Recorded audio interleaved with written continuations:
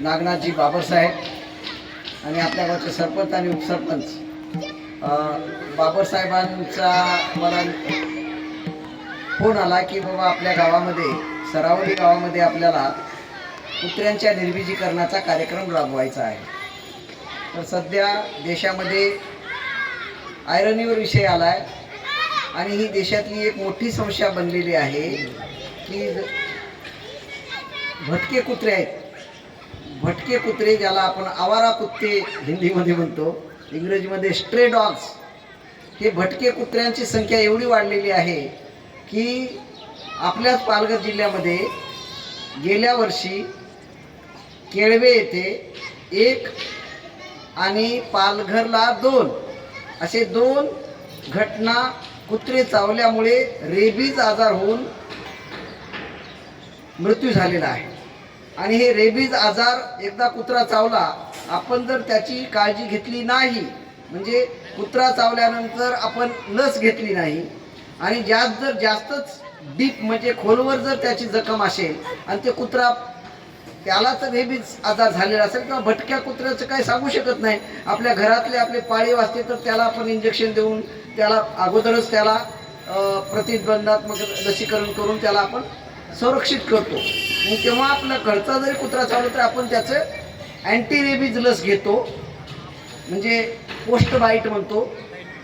चावल्यानंतर म्हणजे 0 दिवशी चावल्याबरोबर त्याच दिवशी इंजेक्शन घ्यायचं असते, उद्या घेऊ नाही जमणार।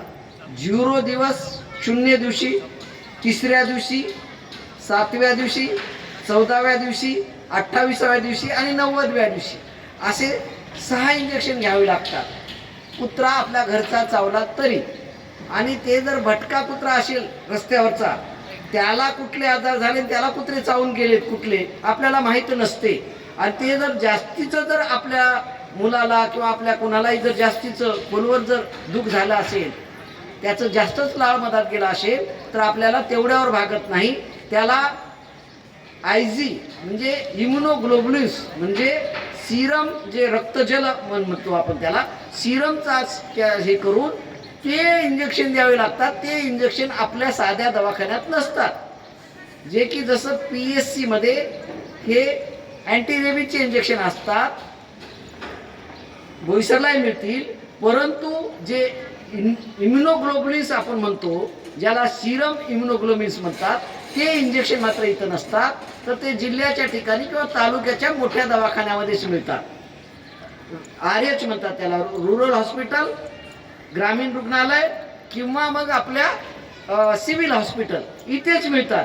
ते पण आपले घेतले पाहिजेत। हे जर अनोळखी किंवा भटका कुत्रा चावला तर याच्यावर जगामध्ये एकदा जर झाला तर जगामध्ये उपचार नाही, आणि ह्याचं मरण जे आहे ते दुश्मनाला पण येऊ नये एवढं वाईट प्रकारचं मरण आहे। आणि हे कुत्रे काय करतात, भटके लहान मुलांना टार्गेट करतात, म्हाताऱ्या माणसाला टार्गेट करतात, शाळेत जाणाऱ्या मुलाला, खेळणाऱ्या मुलांना टार्गेट करतात। म्हणून आपण काळजी घेण्यासाठी हा कार्यक्रम आपण इथं ठेवलेला आहे। परंतु आत्ता 5 नोव्हेंबर 2025ला सुप्रीम कोर्ट म्हणजे सर्वोच्च न्यायालयाने सुमोटो रिट पिटिशन म्हणतात त्याला, म्हणजे स्वतःच न्यायालयाने कार्यवाही सुरू केली। सुमोटो म्हणजे स्वतःच पुढाकार घेऊन एक निर्णय दिला, 5/2025 असं त्याचं नाव आहे, म्हणजे 5 नोव्हेंबरला निर्णय दिला सर्वोच्च न्यायालयाने। त्याच्यावर AWBI नावाची एक संस्था आहे सगळं बघणारी, animal welfare board of India म्हणजे भारतीय जीवजंतू कल्याण मंडळ, भारतीय प्राणी कल्याण मंडळ, हे राष्ट्रीय स्तरावरचं मंडळ आहे, हे दिल्लीला त्याचं ऑफिस आहे। त्यांनी पण त्यांचे काही SOP म्हणजे काय करायला पाहिजे असे त्यांनी निर्देश दिले, स्टँडर्ड ऑपरेटिव्ह प्रोसिजर निर्माण केली, म्हणजे आपण हे काय केलं पाहिजे। मग त्याच्या आधारावर महाराष्ट्र शासनाने एक परिपत्रक काढलेले आहे, म्हणजे शासन निर्णयच म्हणू त्याला, ते आहे 27 नोव्हेंबरला पत्र आलं।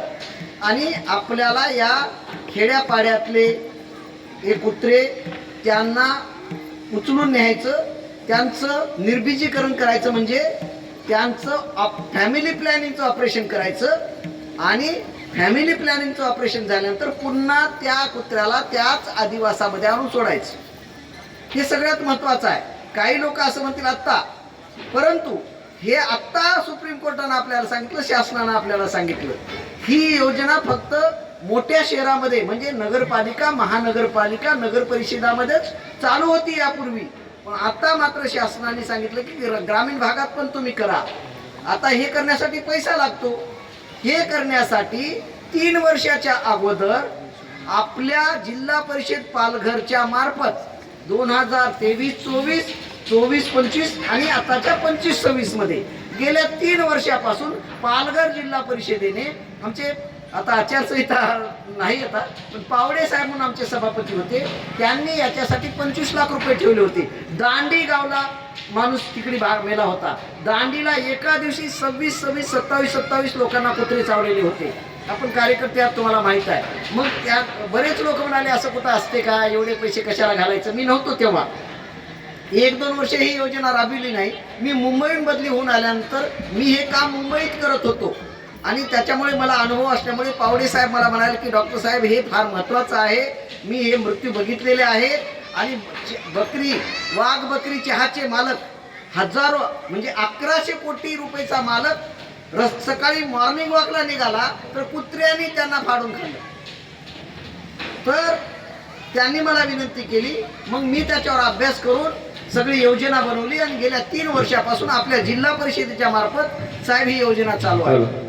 आतापर्यंत आपण पहिल्यांदा दांडी गावला राबवली, नंतर कुडण, पास्तळला राबवली, नंतर आरनाळा गावचे तुम्ही बातम्या ऐकल्या असाल. आरनाळा गावला बी तिकडे समुद्रकिनारी फार कुत्रे चावत होते. एका दिवशी 25, 26, 27 लोकांना कुत्रे चावत होते. तर गेल्या वर्षी आपण आरनाळा, केळवे बीच, आरनाळा गाव, केळवे, सातपाटी आणि शिरगाव हे समुद्रकिनारीचे गावं घेतले आणि तिथं गेल्या वर्षी ही योजना राबवली. आता या वर्षी तुमच्या बोईसर आणि परिसरामध्ये आपण योजना राबवतो. तर बोईसर आणि परिसरामध्ये जागा मिळत नव्हती. इथली जागा आपले नीलम संके साहेब या बोईसरचे, त्यांनी ही जागा त्यांच्या शेतात दिली. तिथं आपण सेंटर सुरू केलेले आहे. त्याचाच भाग म्हणून आपण खैरेपाडामधून हा कार्यक्रम सुरू केला. बोईसरमध्ये कार्यक्रम चालू आहे आणि आता आपल्या गावामधले सुद्धा भटके कुत्रे उचलून नेतील, तिथं ऑपरेशन करून त्यांना रेबीजचं इंजेक्शन देऊन पिसळून म्हणून पुन्हा तुमच्याच भागात मध्ये आणून सोडतील. काही लोक काय करतात, अरे आमच्या गावाला कसं काय कुत्रे आणून सोडले, असं होऊ शकते. एकही कुत्रा इकडचा तिकडे होत नाही, त्याचं जीवत्याग करतो आपण आणि जिथून उचलला त्याच भागामध्ये नेऊन सोडतो. त्याच्यामुळे कुठलाही कुत्रा इकडचा तिकडे होत नाही. म्हणून आपल्या सरावली गावामध्ये उद्या सकाळपासून कुत्रे उचलल्या जातील, 2-4 दिवस तिथं ठेवल्या जातील. ऑपरेशन करून त्यांना रॅबीजची लस देऊन पुन्हा तुमच्या गावामध्ये आणून सोडतील. ऑपरेशन केल्यामुळे काय होते, त्यांचं निर्बीजीकरण केल्यामुळे त्यांचा राग कमी होतो, हार्मोनल बॅलन्स होते आणि ते कुत्रे अटॅक करणं, चावण्याची गोष्ट कमी होते आणि कुत्र्यांची संख्या कमी होते. म्हणून त्यांच्यावर ABC म्हणतो आपण त्याला, ॲनिमल बर्थ कंट्रोल, श्वान निर्बीजीकरण आणि अँटी रेबीज लसीकरण करून कुत्र्यांच्या संख्येवर नियंत्रण आपण आणू शकतो. ह्या कार्याला आपल्या गावामध्ये करावं म्हणून आमचे नागनाथजी बाबर साहेब आणि आपल्या गावचे प्रमुख सरपंच, उपसरपंच आणि प्रमुख लोक यांनी विनंती केल्यामुळे आपल्या गावामध्ये कार्यक्रम उद्यापासून आपण सुरू करूया.